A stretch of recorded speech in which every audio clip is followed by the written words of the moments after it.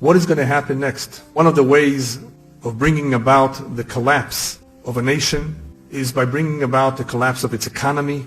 Another way is by sending it to war. A nation can disappear, a nation can lose its glory from war. That is how it happened in the past. The Babylonians, the Persians. The Romans were never destroyed because the Romans split up into many countries. There is a Mashiach ben David who rebuilds the temple, who is the king, but there is a leader called Mashiach ben Yosef who will fight Edom. Who is Rome today? Europe and the United States. Rabbis tell us that before Mashiach comes there will be many wars.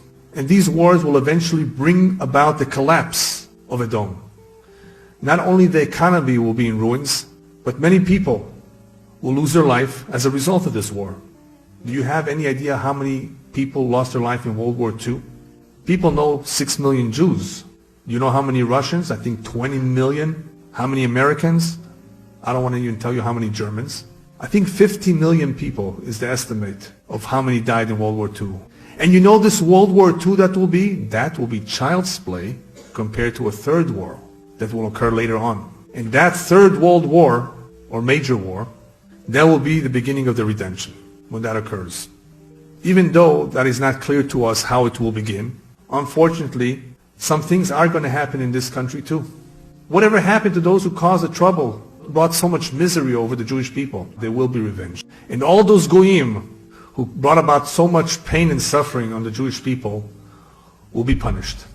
Every square inch of Europe is drenched with Jewish blood. So I'm not envious of anybody living in Europe at this time. That is not a good place to be. Just about everywhere in Europe where Jews lived, they were either tortured, killed, or expelled. The war of Gog Magog is the last war. It's a final war. And that is a war against the Jews alone. That is a war where all the nations will gang up on us.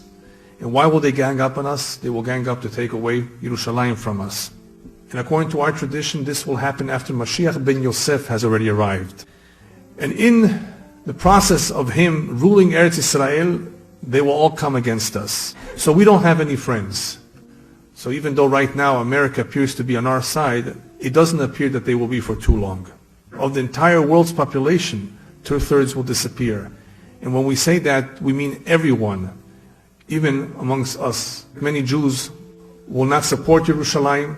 They will actually join the enemy, the Zohar says. They will join Gog and Magog and fight with them against us.